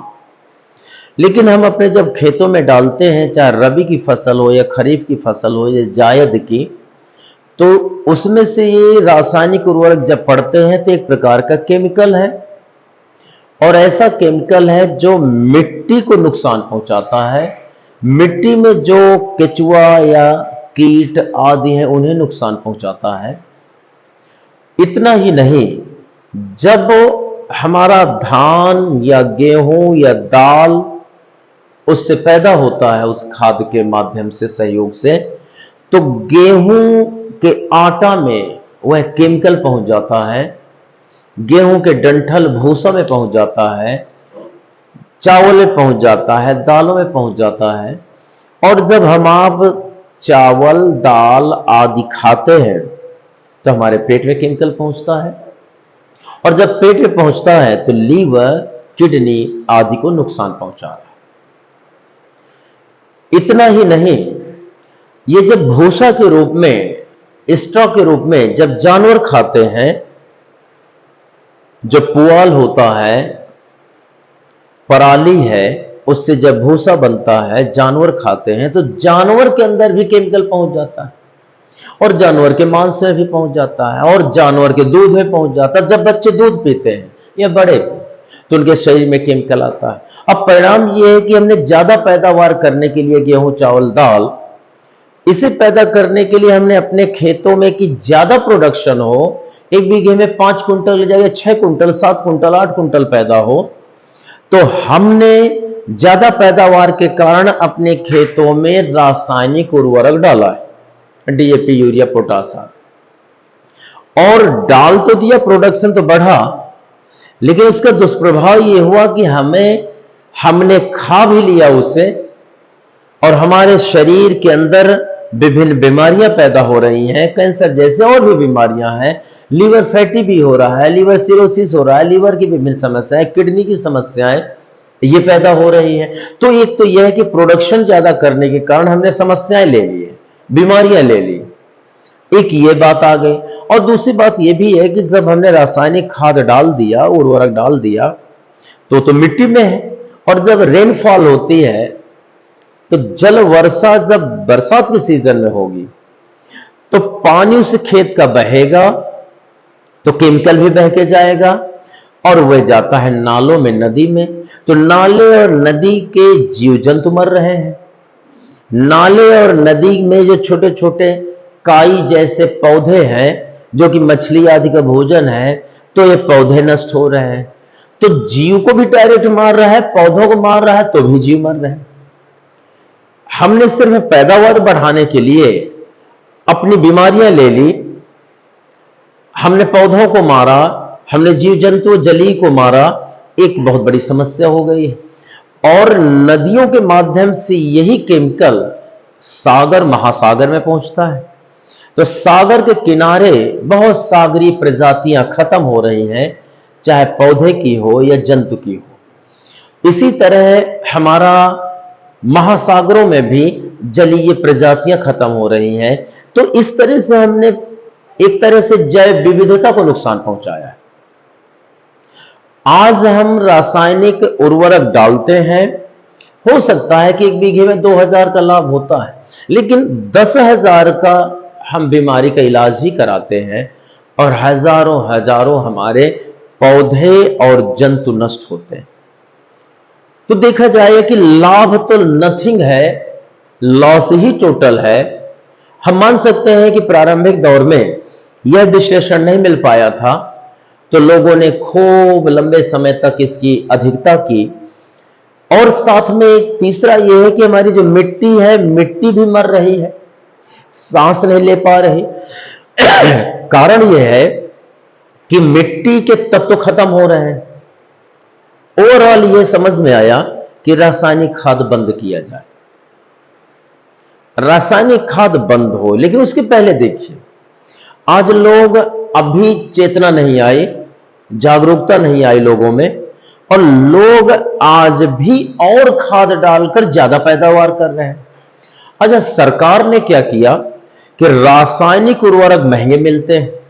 सरकार को पहले लगा था और आज भी कि ये बहुत महंगे हैं, किसान परेशान होगा, तो सरकार ने इसमें subsidy they the. Subsidy it means यह कहे हम कि अगर उसकी लागत है 2,000 तो सरकार ने 1,500 दे दिया, तो सिर्फ किसान को 500 में ही खरीदना है। सरकार ने 1,500 रुपया कंपनी को दे दिया, तो कंपनी ने बनाया डीएपी यूरिया केमिकल उर्वरक, कंपनी को 2,000 चाहिए, तो कंपनी को 2,000 चाहिए, तो सरकार ने 1,500 दे दिया, तो कंपनी किसान को 500 में दे देगी। तो सरकार को सब्सिडी बढ़ानी पड़ी, और सरकार ने इतनी सब्सिडी बढ़ा दी, इतनी सब्सिडी बढ़ा दी कि सरकार है परेशान। और चूंकि हमारे किसान भाई और उसको यूज कर रहे हैं उर्वरक को, तो और सब्सिडी देनी पड़ रही है। तो नुकसान यह है कि हमारी खेती का नुकसान, मिट्टी का नुकसान, जीव जंतुओं का नुकसान, हमारे शरीर का नुकसान और सरकार की सब्सिडी का भी नुकसान। अब बात यह आती है कि एक हमने ऐसा शौक किसान को पालने के लिए मजबूर कर दिया था कि आज क्षति और क्षति है, तब सरकार खुद परेशान है। सरकार सोचती है कि सब्सिडी कैसे कम करें। अगर सरकार सब्सिडी कम कर देती है, रेट बहुत महंगे हो जाएंगे, महंगाई बढ़ जाएगी, तो किसान आलोचना करेगा कि सरकार महंगा दे रही है। हो सकता है सरकार के विरुद्ध किसान खड़ा हो जाए। सरकार बेचारी है, बेचारी इसलिए है कि परेशान है, वो सब्सिडी कम नहीं कर सकती और पैसा है नहीं, सब्सिडी में सारा पैसा खर्च काफी हो रहा है। तो सरकार ये सोचती है कि काम किया जाए, कि कुछ नया सोचा जाए। नया सोच करके यह कि किसी तरह रासायनिक उर्वरक कम हो जाए तो सब्सिडी भी कम हो जाएगी। अब रासायनिक उर्वरक कब कम होंगे? जब किसान को हम एक नया कोई उर्वरक दिलाए। तो सरकार ने कहा किसान से कि अब आप नया उर्वरक की ओर जाएं, वह होगा गैर रासायनिक उर्वरक। और सरकार ने जनता को प्रोत्साहित करना शुरू किया अपने नौकरशाहों के माध्यम से और सामाजिक सेवकों के माध्यम से, कि जनता को यह जागरूक किया जाए कि जनता रासायनिक उर्वरकों की जगह गैर रासायनिक उर्वरक खेतों में डाले। अच्छा, गैर रासायनिक क्यों डाले? क्योंकि गैर रासायनिक ऐसे होते हैं उर्वरक जो न मिट्टी को नुकसान पहुंचाते और न ही शरीर रूपी मिट्टी को नुकसान पहुंचाते, और सरकार को सब्सिडी भी नहीं देनी पड़ेगी, प्रारंभिक रूप से भले सहयोग करना पड़े। तो फिर किसान को कहा जाए कि गैर रासायनिक उर्वरक की ओर जाएं, तो किसान गैर रासायनिक उर्वरक की ओर जाएं। तो गैर रासायनिक उर्वरक क्या है? रासायनिक उर्वरक वो होते हैं जिनमें से केमिकल पड़ा होता है, वो नुकसानदेह है। गैर रासायनिक उर्वरक वो होते हैं जो केमिकल नहीं है। तो जो केमिकल नहीं है तो जीवों से बना होगा खाद उर्वरक, यानी यह गोबर डाल दें हम एक जगह, कीड़े हो जाएं, कीड़े गोबर को खाद बना दे उर्वरक, तो गोबर की खाद गैर रासायनिक है। इसी तरह हम एक गड्ढे में कूड़ा करकट कचरा खूब डाल दें, हरी पत्तियां डाल दें, मिट्टी डाल दें, गोबर भी, केचुआ डाल दें खूब, तो केचुआ मिट्टी को खा खा करके और धीरे से उस पूरे मिट्टी और उस खरपतवार आदि को धीरे से वह उर्वरक में बदल देंगे, खाद बना देंगे। और किसी भी जीव द्वारा बनाई गई खाद या उर्वरक वह हमारे मिट्टी के लिए, हमारे शरीर के लिए और हमारे जलीय जीव सब के लिए फायदेमंद, क्योंकि हमारा शरीर और हमारे पौधे जीव वाले हैं। तो जीव से बनी चीज हम हजम कर सकते हैं, और बिना जीव वाली है, केमिकल वाली, तो वो हमें बीमार कर देगी। तो केचुआ वाली खाद भी गैर रासायनिक हो जाएगी।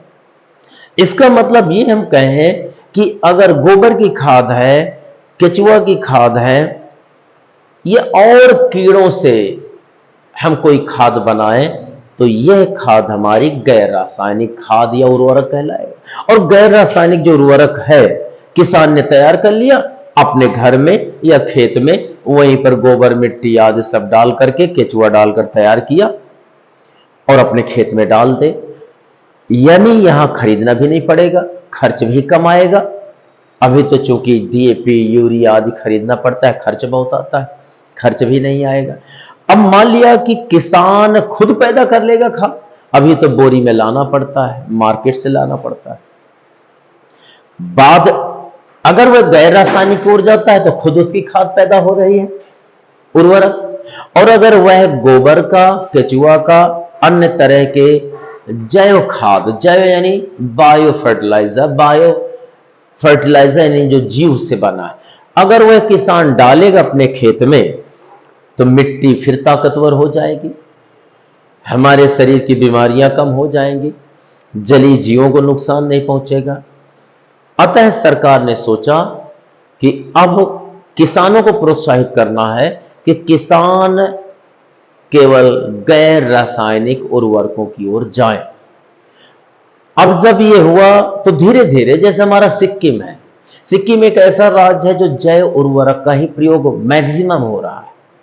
अगर कोई प्री में क्वेश्चन आता है कि ऐसा राज्य जो अधिकांश वहां जैव उर्वरक का ही उपयोग होता है, यानी रासायनिक उर्वरक का प्रयोग नहीं होता है, वह है सिक्किम। धीरे धीरे अब हमारे किसान भाई इस ओर आकृष्ट हुए और वो धीरे धीरे जैव उर्वरक की ओर जा रहे हैं। अगर जैव उर्वरक पर आया तो हम आप सुरक्षित और सरकार भी सुरक्षित।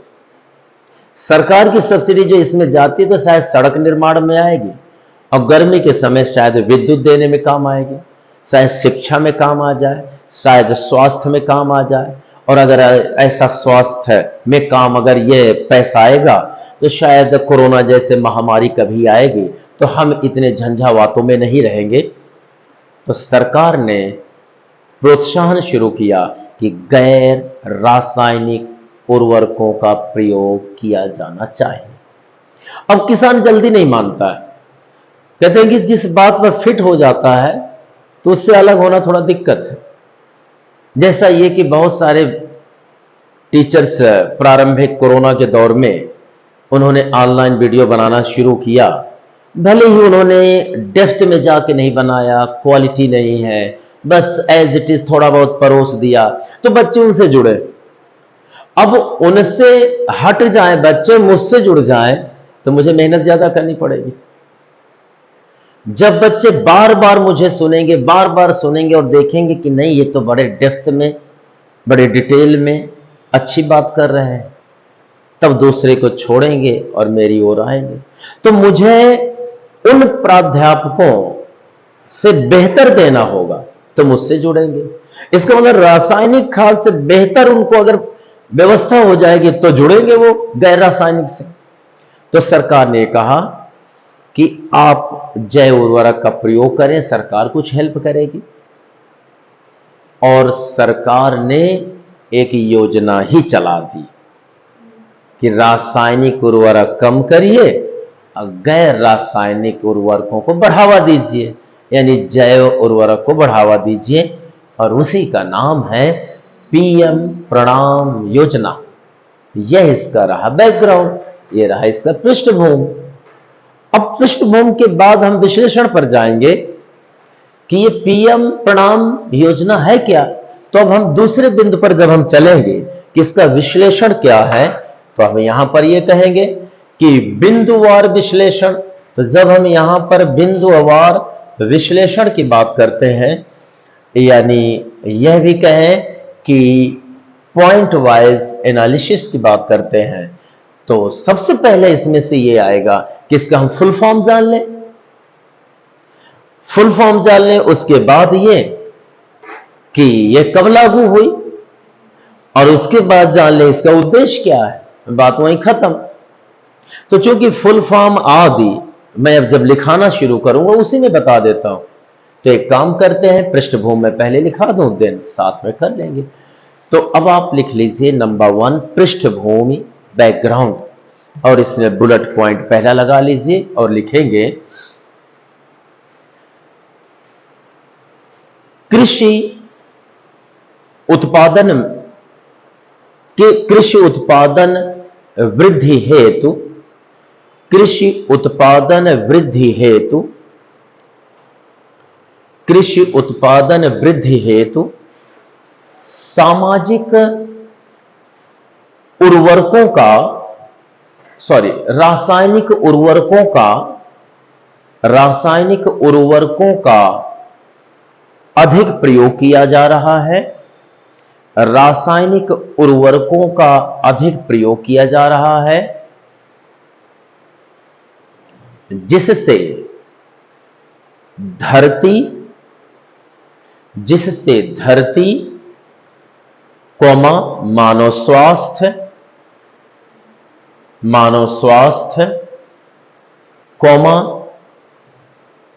वनस्पति स्वास्थ्य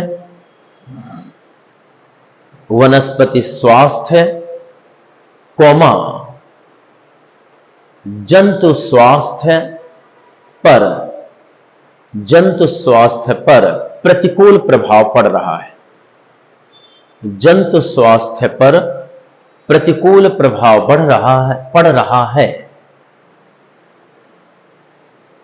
अतः रासायनिक उर्वरकों के प्रयोग को कम किया जाना चाहिए। अतः रासायनिक उर्वरकों के प्रयोग को कम किया जाना चाहिए, प्रयोग को कम किया जाना चाहिए, वास्तव में इसे समाप्त किया जाना चाहिए, वास्तव में इसे समाप्त किया जाना चाहिए।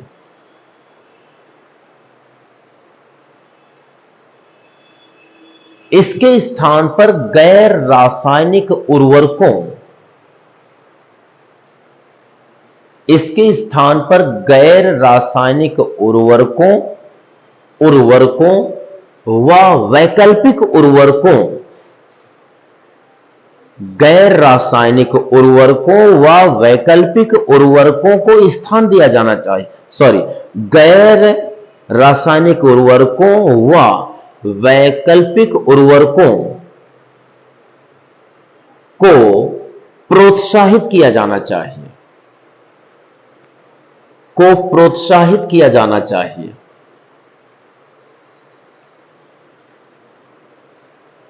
पीएम प्रणाम योजना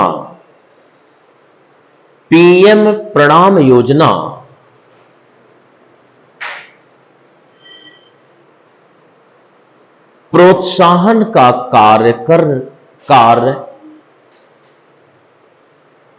पीएम प्रणाम योजना प्रोत्साहन का कार्य करने के लिए अस्तित्व में आई है, प्रोत्साहन का कार्य करने के लिए अस्तित्व में आई है। और अब उसके बाद दूसरा हेड पॉइंट डालेंगे, बिंदुवार विश्लेषण, सेकंड पॉइंट।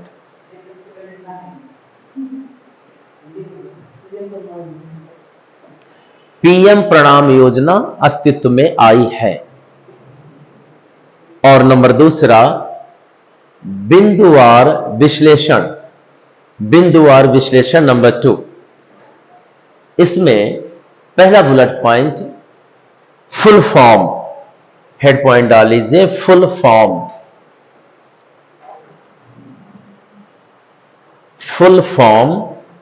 और फुल फॉर्म में लिखिएगा PM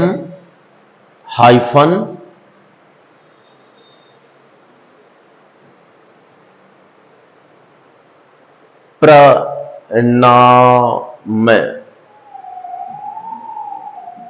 अब यह है पीएम प्रणाम।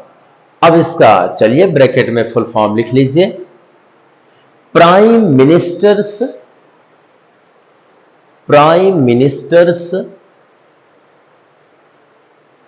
Ministers programme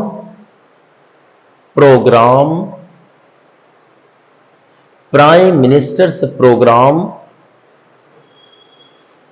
for restoration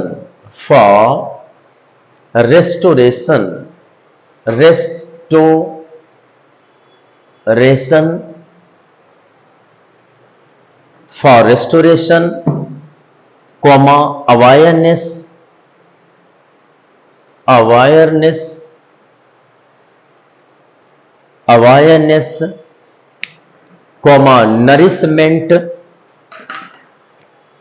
comma nourishment and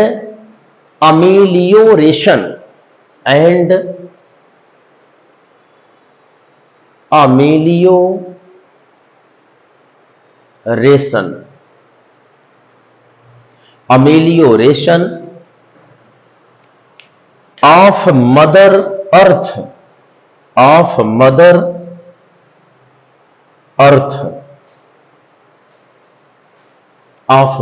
earth. अब एक काम करिए कि इसके अंदर ब्रैकेट में हिंदी में लिख लीजिए। हिंदी में लिख लेंगे। हिंदी में लिखना है धरती माता। आपका इंग्लिश के बाद हिंदी में लिखेंगे धरती माता की उर्वरता की बहाली। धरती माता की उर्वरता की बहाली कॉमा जागरूकता, बहाली कॉमा जागरूकता कॉमा पोषण और सुधार हेतु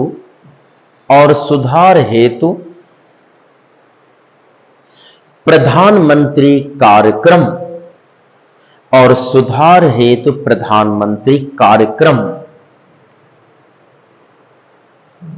यह बुलेट पॉइंट पहला रहा। अब दूसरा बुलेट पॉइंट कर लीजिए। आर्थिक मामलों की मंत्रिमंडलीय समिति।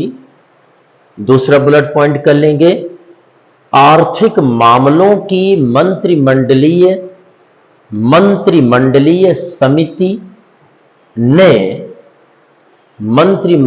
समिति ने 28 जून 2023 को अंडरलाइन कर लेंगे। ये पूछा जाएगा, डेट पूछी जाएगी और इसका फुल फॉर्म पूछा जाएगा अगली परीक्षाओं में, इसलिए इसे तैयार रखना है। मैंने जो विश्लेषण किया, समझाया, बैकग्राउंड भी आप टोटल तैयार करिए और रखिए। यह वीडियो भी रहेगा, आप उसे देखते रहें। अगली परीक्षा में एक भी प्रश्न नहीं होना चाहिए। और चूंकि ऐसे वीडियोस हमें देना है, बेहतर ढंग से देना है, सुचारू रूप से देना है, वही सब एग्जाम में पूछे भी जाएंगे। 28 जून 2023 को मंजूरी दी। और उसके बाद अब अगला बुलेट लिख लीजिए उद्देश्य। इसका उद्देश्य क्या है? उद्देश्य मिट्टी को बचाना